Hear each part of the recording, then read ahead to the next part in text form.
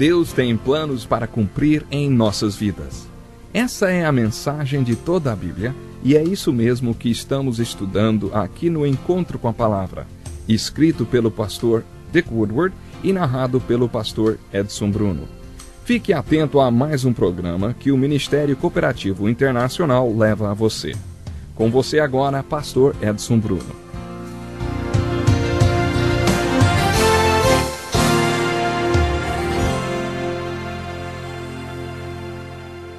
Olá, muito bem-vindo a mais um Encontro com a Palavra. Esse é um estudo de toda a Bíblia e agora chegamos aos livros de 1º e 2º Samuel. Vimos nos primeiros 8 capítulos de 1º Samuel como os seus ensinamentos constituem-se realmente um verdadeiro exemplo para nós. No mesmo livro, dos capítulos 9 ao 15, focalizamos nosso estudo em Saul, o primeiro rei de Israel, que é um impressionante alerta para nós. A partir do capítulo 16, versículo 1, passamos a estudar a vida do rei Davi, o maior rei que Israel já teve e um dos grandes exemplos para nós nas Escrituras. Quando comparamos Saul e Davi, vimos que eles foram totalmente opostos num ponto. O grande problema de Saul foi que ele não obedeceu a Deus. Em 2 ocasiões ele o desobedeceu descaradamente. Em nosso primeiro contato com Davi nas Escrituras, vimos que o seu ponto forte era ser um homem segundo o coração de Deus. Portanto, a vida de Saul é o que podemos chamar de a unção do desobediente. Essa unção não dura muito. Está muito claro nas Escrituras que a chave para manter a unção do Espírito Santo é a obediência. Você já reparou no que Jesus disse na última ceia? Ele disse: "Se me amais, guardareis os meus mandamentos, e eu rogarei ao Pai, e ele vos dará o Espírito." Quando Judas, que escreveu a Epístola de Judas, perguntou a Jesus: "Senhor, por que pretendes manifestar-te a nós e não ao mundo?" Jesus respondeu: "Se alguém me amar, guardará as minhas palavras. Meu Pai o amará, e viveremos para ele, nele faremos morada."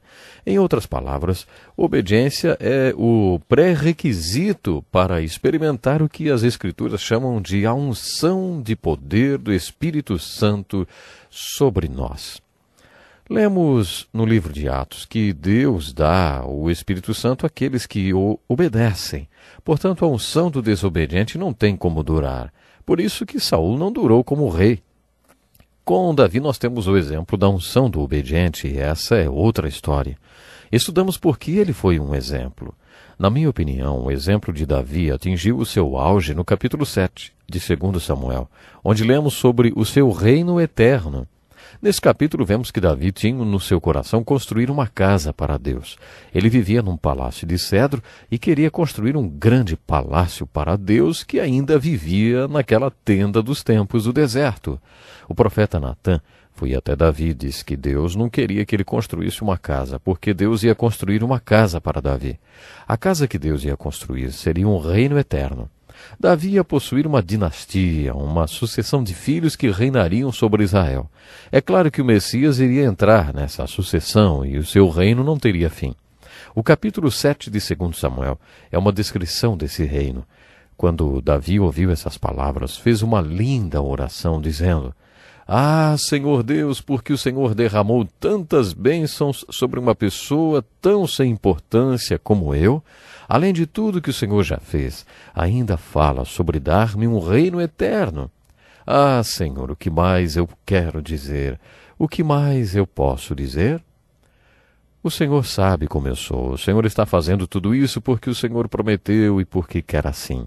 Davi entendia aquilo que o apóstolo Paulo iria dizer na sua carta aos Romanos no Novo Testamento, que não é por causa dos nossos merecimentos, nem por causa das nossas obras que Deus nos abençoa por causa da sua graça.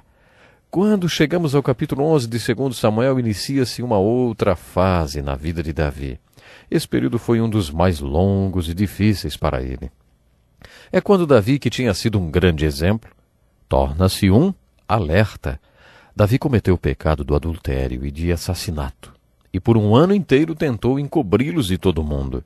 Quando você chega a esse capítulo de Davi, o pecador, você não consegue deixar de se perguntar: como um homem segundo o coração de Deus, que queria fazer toda a vontade de Deus, pôde cair? Como um homem de Deus, como era Davi, cai assim desse jeito? Quando estudamos o pecado de Davi, vemos que há várias explicações e razões para os seus pecados. Primeiramente, Davi pecou porque era um homem. Apesar de ser um homem de Deus, ele estava sujeito a pecar e a fracassar espiritualmente. De acordo com as Escrituras, todos estão sujeitos à tentação. E de acordo com o Novo Testamento, nós nunca perdemos essa tendência para o pecado. O apóstolo Paulo, que também era um homem de Deus, afirmou no capítulo 7 de Romanos o seguinte: o pecado habita em mim. Isso é uma lei espiritual. Portanto, estamos sempre sujeitos a cair. Davi também pecou e, de acordo com 2 Samuel, capítulo 11, versículo 1, ele pecou porque estava fora da vontade de Deus.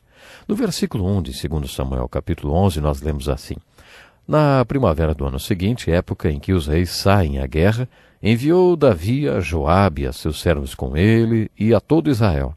Destruíram os filhos de Amon e sitiaram a Rabá. Mas Davi ficou em Jerusalém.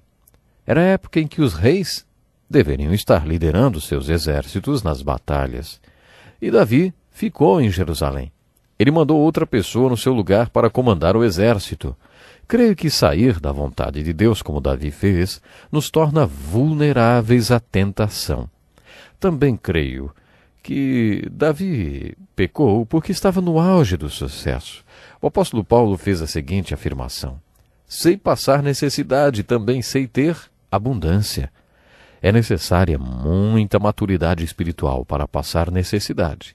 E talvez seja necessária ainda mais maturidade para ter abundância.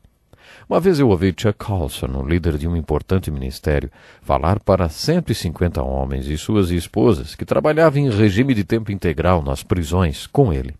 Quando Chuck Colson pensou no ano que estava se aproximando, ele pediu: orem por mim nesse ano que se inicia para que Deus me mostre como ter abundância. Na prisão eu aprendi como passar por necessidade. Quando iniciei a minha vida com Cristo, muitas pessoas ficaram céticas a esse respeito. Hoje, quando falo, os elogios se manifestam. As pessoas até me aplaudem. Os jornais falam coisas boas a meu respeito. Dizem que todo o país está em débito comigo. Da última vez que passei por abundância, eu não me saí muito bem. Foi quando estava na Casa Branca. Eu não sabia passar por aquela situação. Àquela altura da minha vida espiritual, eu estava começando a passar pela abundância. Orem por mim, para que eu saiba passar pela abundância. Orem para que Deus me mantenha humilde. Você já percebeu que é nos tempos de abundância que nos tornamos mais vulneráveis? Faça uma retrospectiva da sua vida espiritual. Pense em que momentos você mais cresceu espiritualmente. Não foi nos tempos de dificuldades, quando você passava por necessidades que teve que depender de Deus? Pensando no seu passado, você percebe que quando estava tudo bem foi o tempo que em você esteve mais vulnerável? Davi pecou quando tudo ia muito bem, quando ele estava no auge do seu sucesso como rei. Acho que isso o deixou vulnerável. Lemos que, enquanto o exército de Davi estava tomando a cidade de Rabá, Davi saiu na varanda e viu uma linda mulher tomando banho. Ele quis o que viu. Ele era o rei e podia ter tudo o que quisesse. Ele quis aquela mulher e a tomou. O adultério de Davi foi muito sério. Leia essa história com atenção. Batseba parecia amar sinceramente seu marido Urias. Ele era um dos comandantes do exército de Davi e estava atacando a cidade de Rabá, lutando a luta de Davi. Você provavelmente já conhece essa história. Quando Davi descobriu que Batseba tinha engravidado, mandou que seu marido voltasse da batalha. Ele tentou fazer com que Urias fosse para casa e dormisse com Batseba, mas Urias era um soldado tão leal que não conseguia fazer isso. Davi até embriagou Urias para fazê-lo ir para casa e dormir com a sua mulher, mas Urias recusou-se. Ele disse: meus homens estão lá no campo, não seria certo eu dormir com minha mulher. Quando Davi percebeu que não havia nada que fizesse Urias ir para casa e dormir com sua mulher, escreveu uma mensagem para seu general Joabe e a mandou pelo próprio Urias.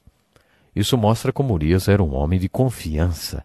Aparentemente ele não abriu, nem leu a mensagem. A mensagem dizia: quando você atacar a cidade amanhã, ponha Urias na linha de frente de ataque e tire a sua retaguarda, para que ele seja morto. Não passou muito tempo e o general enviou uma mensagem ao rei dizendo: atacamos a cidade e fomos até o muro. Joabe deu a seguinte instrução ao mensageiro: quando o rei se irritar com você e disser: por que vocês se aproximaram tanto do muro? Não sabem que foi assim que Abimeleque morreu? Que uma mulher jogou uma pedra de moinho na sua cabeça? Tudo que você tem a dizer é: Urias, o heteu, morreu. E o rei entenderá.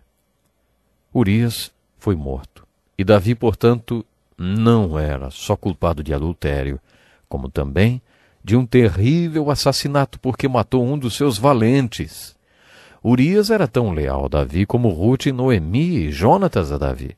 Davi traiu a lealdade de Urias e era culpado de adultério, de assassinato. Davi era culpado de viver uma mentira. De acordo com a história, Davi encobriu seu pecado por um ano inteiro. Ele pensou que ninguém descobriria.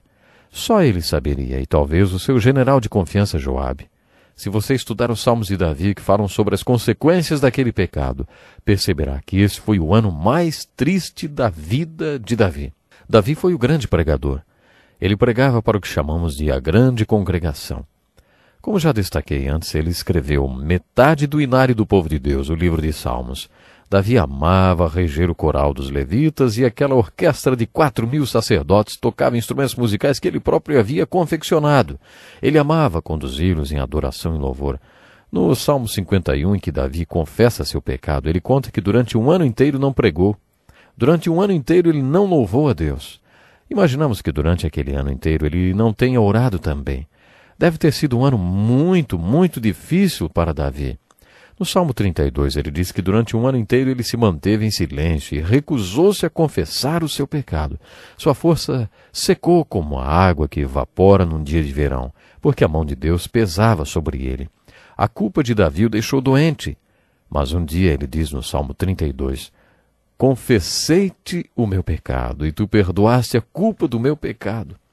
Ele acrescenta, bem-aventurado a quem o Senhor não atribui pecado, em cujo espírito não há engano. Ele falou dessa bênção do perdão e ainda disse, todo aquele que é santo orará a ti, há tempo de te poder achar. Em outras palavras, Davi disse que o povo de Deus deveria orar, pedindo a bênção do perdão. Isso quer dizer que o povo de Deus não peca? Claro que peca. O exemplo de Davi mostra isso claro. Não há dúvidas quanto ao fato de Davi ter sido um homem de Deus, mesmo tendo caído e pecado. A importância é que Davi se arrependeu. Infelizmente o nosso tempo já acabou hoje. Eu gostaria que você lesse os Salmos 51 e o 32 e descubra a bênção do perdão de Deus para todos os seus pecados. No nosso próximo programa vamos falar um pouco mais sobre Davi. Até lá então. Que lição importantíssima. Obrigado, pastor Edson Bruno. Prezado ouvinte, coloque em prática o que você ouviu aqui. Sem dúvida, sua vida será grandemente abençoada. Este é um estudo escrito pelo Dr. Dick Woodward, na voz do pastor Edson Bruno. Escreva-nos e solicite o material. Nosso endereço é Encontro com a Palavra, Caixa Postal 2011, CEP 89201-970, Joinville, Santa Catarina. Até o nosso próximo encontro com a Palavra.